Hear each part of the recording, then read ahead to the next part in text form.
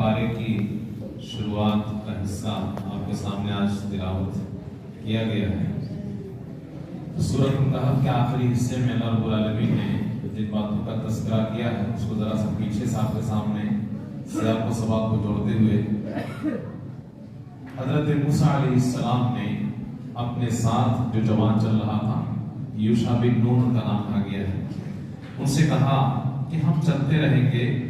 اور جہاں پہ دو سمندر ملتا ہے وہاں پہ جا کر کے ہماری منزل ہوگی، یا پھر ہم چلتے ہی رہیں گے اگر منزل نہیں آئے گی تو۔ بہرحال جب دونوں کے دونوں وہاں پہنچے تو اپنی مچھلی جو سفر میں وہ ساتھ لے کے چل رہے تھے اسے وہ بھول گئے اور اس مچھلی نے دریا میں راستہ بنا لیا۔ جب وہاں سے نکل کر کے آگے چلے اور کھانے پینے کی ضرورت محسوس ہوئی تو موسیٰ علیہ السلام نے کہا کہ بھئی کھانا لے آؤ۔ تو اس کے بعد انہیں یاد آیا اس جوان کو کہ جب ہم لوگ آرام کر رہے تھے تو وہاں پہ مچھلی تو ہم بھول گئے اور شیطان نے یہ کام کروایا ہے۔ حضرت موسیٰ علیہ السلام سے انہوں نے کہا کہ مچھلی نے دریا میں راستہ بنا لیا اور وہ چل پڑی مچھلی۔ حضرت موسیٰ علیہ السلام نے کہا کہ وہی ہماری منزل تھی، لہٰذا واپس ہو پلٹے اور اسی مچھلی کے راستے پہ چل پڑے۔ اللہ کے بندوں میں سے ایک بندے سے ان کی ملاقات ہوئی، مفسرین نے حضرت خضر نام بتایا ہے ان کا۔ اللہ رب العالمین نے انہیں رحمت اور علم سے نوازا تھا، بہت سارے علماء نے اور مفسرین نے انہیں نبی قرار دیا ہے۔ حضرت موسیٰ علیہ السلام نے ان سے کہا کہ آپ کو اللہ نے جو سکھایا ہے میں بھی کچھ سیکھنا چاہتا ہوں، آپ کے ساتھ چلنا چاہتا ہوں۔ انہوں نے کہا کہ آپ میرے ساتھ چلو گے تو صبر نہیں کر پاؤ گے، اس لیے کہ ایسی چیزیں آپ کے سامنے آ جائیں گی جس کی آپ کو خبر بھی نہیں ہوگی۔ حضرت موسیٰ علیہ السلام نے کہا کہ اللہ نے چاہا تو آپ مجھے ثابت پائیں گے، میں آپ کی نافرمانی نہیں کروں گا۔ حضرت خضر نے کہا کہ اگر آپ میرے ساتھ چلنا ہی چاہتے ہو تو ایک بات یاد رکھ لو، کوئی چیز اگر میں نہ بتاؤں تو خود سے مت پوچھنا۔ بہرحال دونوں چل پڑے، ایک کشتی میں سوار ہوئے تو حضرت خضر نے اس کشتی میں سوراخ کر دیا۔ حضرت موسیٰ علیہ السلام سے رہا نہیں گیا۔ حضرت موسیٰ علیہ السلام نے کہا کہ آپ اس میں سوراخ کر دیا تاکہ کشتی کے لوگ ڈوب جائیں، اور اس غریب کا کیا قصور تھا جس کی کشتی ہے، آپ نے غلط کام کیا ہے۔ انہوں نے کہا کہ آپ کو میں نے پہلے ہی کہا تھا کہ آپ صبر نہیں کر پائیں گے۔ حضرت موسیٰ علیہ السلام نے کہا کہ غلطی ہو گئی، میں بھول گیا تھا، لہٰذا درگزر سے کام لیا جائے۔ دونوں کے دونوں پھر چل پڑے۔ ایک معصوم بچے سے ملاقات ہوئی دونوں کی، حضرت خضر نے اسے قتل کر دیا، مار دیا۔ حضرت موسیٰ علیہ السلام پھر غصے میں آ گئے اور کہنے لگے اس بچے کا کیا قصور تھا، آپ نے ایسے ہی مار دیا اس کو، یہ تو بہت ہی غلط کام ہے۔ حضرت خضر نے کہا کہ آپ سے میں نے پہلے ہی کہا تھا کہ آپ کو صبر نہیں ہو پائے گا۔ حضرت موسیٰ علیہ السلام نے کہا کہ میں بھول گیا تھا دراصل، اب اس کے بعد اگر میں آپ سے کچھ پوچھ لوں اپنی طرف سے تو آپ میرے ساتھ مجھے اپنے ساتھ مت لے چلیے گا، اس لیے کہ آپ کے پاس معقول عذر ہوگا۔ پھر دونوں چل پڑے، ایک بستی میں پہنچے تو بستی والوں نے مہمان بنانے سے انکار کر دیا۔ اس بستی میں ایک دیوار تھی جو ٹیڑھی تھی، گرنے والی تھی، حضرت خضر نے اسے سیدھی کر دی۔ حضرت موسیٰ علیہ السلام کو بہت زیادہ غصہ آیا اور کہنے لگے کہ بھائی یہ بستی کے لوگ اس لائق نہیں ہیں کہ ان کی ٹیڑھی دیوار کو سیدھی کی جائے، اس لیے کہ انہوں نے ہمیں مہمان تک نہیں بنایا، کھانا پانی نہیں پوچھا، اگر آپ نے کر بھی دیا تو اس کے بدلے کو کچھ اجر لے لیتے، فری میں کیوں کیا آپ نے۔ حضرت خضر نے کہا کہ یہی سے میرا راستہ اور تمہارا راستہ الگ ہے، لیکن جن باتوں پہ تمہیں صبر نہیں آیا میں اس کی وجہ بتا دینا مناسب سمجھتا ہوں۔ کشتی میں نے سوراخ اس لیے کیا کہ غریب لوگوں کی وہ کشتی ہے، سمندر میں وہ لوگ کشتیاں چلا کر کے ہی اپنا گزر بسر کرتے ہیں، میں نے اس میں سوراخ کر کے اسے عیبدار بنا دیا، اس لیے کہ پیچھے ایک بادشاہ رہتا ہے جو بڑا ظالم ہے، غاصب ہے، وہ اچھی چیز کو لے لیتا ہے، اس اچھی کشتی کو وہ لے لیتا اور اس غریب کی روزی روٹی چھن جاتی، اسی لیے میں نے ایسا کیا۔ اور بچے کو جو قتل کیا ہے دراصل ان کے ماں باپ، اس بچے کا ماں باپ مومن ہے اور یہ بچہ بڑا خطرناک ہے، انہیں پریشان کر ڈالتا اپنی نافرمانی کی وجہ سے اور کفر کی وجہ سے، تو میں نے اسے مار دیا۔ اللہ رب العالمین اس کے بدلے میں کوئی اچھا اور بہتر بچہ انہیں عنایت کر دے گا۔ اور یہ جو دیوار کا مسئلہ تھا، دراصل اس دیوار کے نیچے دو یتیم غلام بچے کا خزانہ چھپا ہوا ہے۔ اب وقت سے پہلے اگر یہ دیوار گر جاتی تو خزانہ لوگ لوٹ لیتے، اور ان دونوں یتیم بچے کا باپ بہت ہی نیک اور صالح انسان تھا۔ میں نے سیدھی کر دی، جب تک یہ دیوار گرے گی تب تک وہ جوان ہو چکے ہوں گے اور اس کے بعد اپنا خزانہ نکال لیں گے۔ اور یہ سب میں نے اپنے من سے نہیں کیا، یہ اللہ رب العالمین کا حکم تھا، اللہ کی اجازت سے میں نے سب کیا ہے، جس پہ آپ کو صبر نہیں ہو پائے۔ اللہ رب العالمین نے کہا کہ لوگ آپ سے اے نبی ذوالقرنین کے بارے میں پوچھتے ہیں، تو آپ بتا دیجئے کہ میں ذوالقرنین کی خبر آپ کو بتا دیتا ہوں۔ اللہ رب العالمین نے انہیں زمین پہ بڑی طاقت و قوت عطا فرمائی تھی اور مختلف قسم کے وسائل ان کے لیے فراہم کیا تھا اللہ نے۔ چنانچہ وہ سفر پہ نکلے اور چلتے رہے یہاں تک کہ سورج جہاں ڈوبتا وہاں پہنچے تو دیکھا کہ ایک کیچڑ اور دلدل میں سورج ڈوب رہا ہے، کیچڑ کے چشمے میں۔ وہاں پہ کچھ لوگوں سے ملاقات ہوئی تو انہوں نے حضرت اللہ رب العالمین نے کہا کہ وہ لوگ ایسے تھے کہ ان کے بارے میں ہم نے حضرت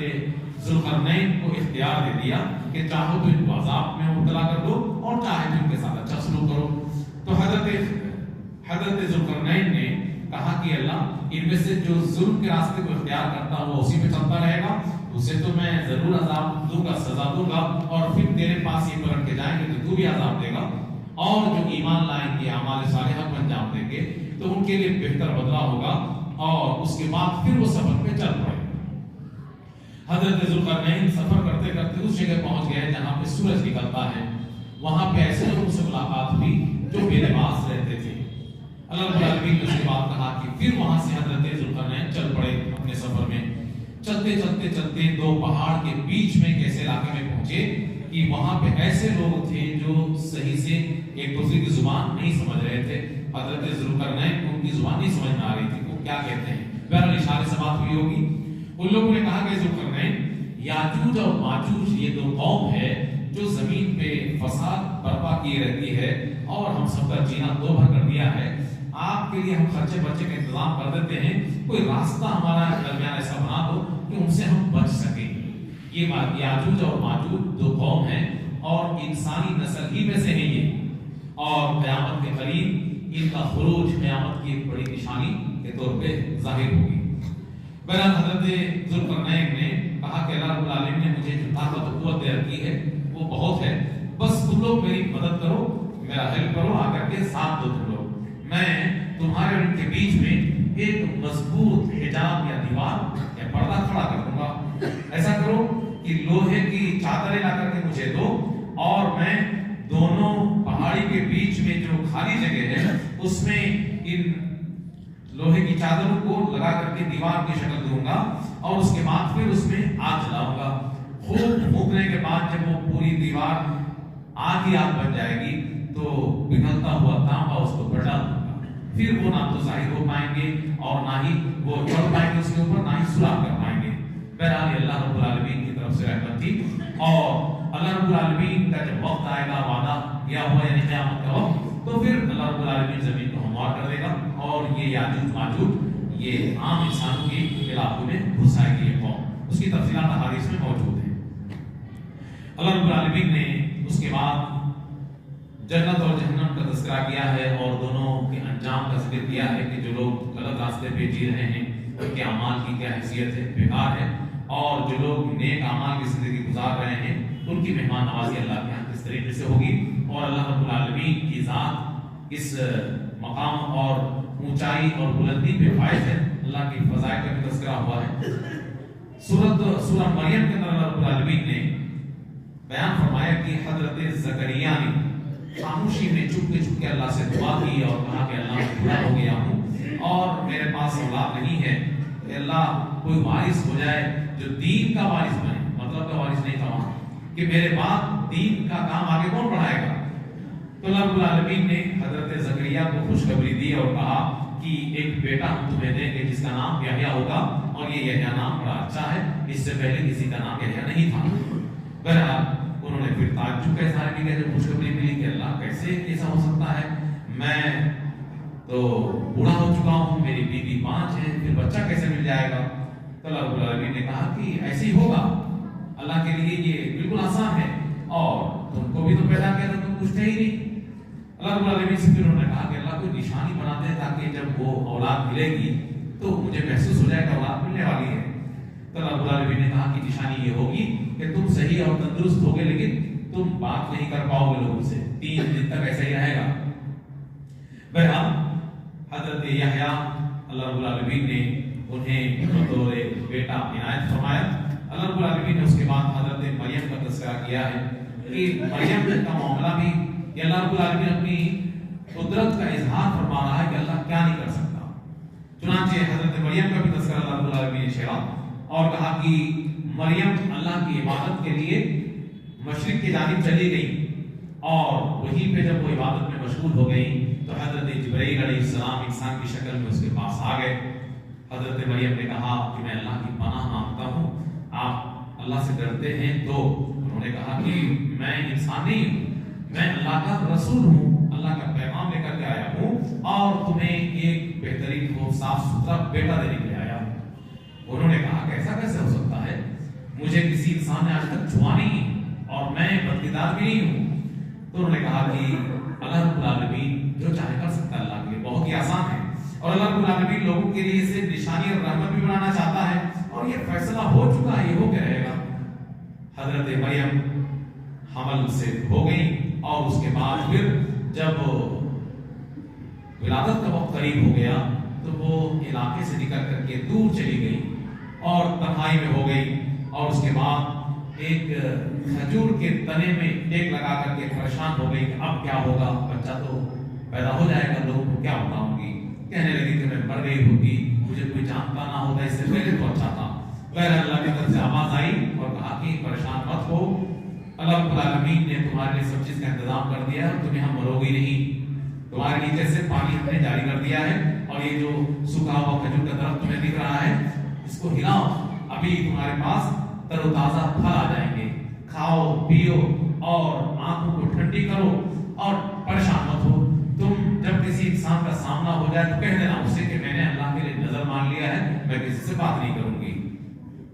और उसके बाद बच्चे को लेकर के वापस अपनी कौम में आई तो लोगों ने बातें बनाना शुरू कर दी और कहा कि ये क्या है, तुम्हारे अब्बू तो बड़े अच्छे इंसान थे, तुम्हारी माँ भी बदकार नहीं थी, ये तुमने क्या किया? हजरत मरियम ने सीधे बच्चे की तरफ इशारा किया कि बात इससे करो, मुझसे ना करो। कहने लगे लोग कैसा कैसे हो सकता है, छोटे से बच्चे से कैसे बात हो जाएगी? बच्चा बोल पड़ा, हजरत ईसा अलैहिस्सलाम, मैं अल्लाह का बंदा हूँ, अल्लाह रब्बुल आलमीन ने मुझे किताब दिया है, मुझे नबी बनाया है, मुझे बाबरकत बनाया है और मुझे अल्लाह ने वसीयत की है नमाज की, ज़कात की, जब तक जिंदा रहूं। अल्लाह रब्बुल आलमीन ने ये इनाम किया, वो इनाम के तमाम इनामात गिराने के बाद अल्लाह रब्बुल आलमीन ने उसके बाद हजरत इब्राहिम अलैहिस्सलाम का तज़किरा छेड़ा कि हजरत इब्राहिम अलैहिस्सलाम कैसे माहौल में पैदा हुए और उसके बाद अल्लाह की मदद किस तरीके से आई, जहाँ पे मुमकिन नहीं वहाँ मुमकिन हो गया सब। हजरत इब्राहिम अलैहिस्सलाम ने अपने बाप से कहा कि अब्बू जान, आप जो पूजा पाठ करते हैं ये गलत है, जिन चीजों की पूजा पाठ में लगे हैं ये किसी काम के लायक नहीं है और मुझे अल्लाह ने इल्म से नवाजा है, आप मेरी बात मानिए, मैं आपको सीधे रास्ते पे ले चलूंगा और जो कुछ आप कर रहे हैं ये शैतान की पूजा पाठ है, आप हरगिज़ ऐसा ना करें, शैतान अल्लाह का नाफरमान है और मुझे तो डर लग रहा है कि अगर आप ऐसे ही चलते रहे तो अल्लाह का अज़ाब आपको आ जाएगा। बाप गुस्से में आ गया और कहने लगा कि मुझे सिखाने आया है, अगर हमारे माबूद से तू रोगरदानी करेगा तो याद रख तुम्हें मैं पत्थर मार करके संसार कर दूंगा, मार डालूंगा, या फिर ऐसा कर मेरा इलाका तू छोड़ दे, घर छोड़ दे, वतन छोड़ दे, सब कुछ छोड़ दे। हजरत इब्राहिम अलैहिस्सलाम ने कहा कि कोई बात नहीं है, मैं जा रहा हूँ लेकिन आपके लिए अल्लाह से दुआ करता रहूंगा और मैं आपको और आपके झूठे माबूद सबको मैं छोड़ रहा हूँ। अल्लाह रब्बुल आलमीन ने उसके बाद कहा कि लेकिन हजरत इब्राहिम अलैहिस्सलाम आगे उनकी नस्ल को हमने बाकी रखा, उन्हें इसहाक की शक्ल में औलाद दी, याकूब की शक्ल में उनकी नस्ल को आगे बढ़ाया और इसी तरीके से हजरत मूसा का तज़किरा हुआ, हजरत इस्माइल अलैहिस्सलाम का, हजरत इदरीस का, तमाम लोग अल्लाह रब्बुल आलमीन ने तज़किरा किया है। और फिर इस सूरत के आखिर में भी अल्लाह रब्बुल आलमीन ने कहा है कि जो लोग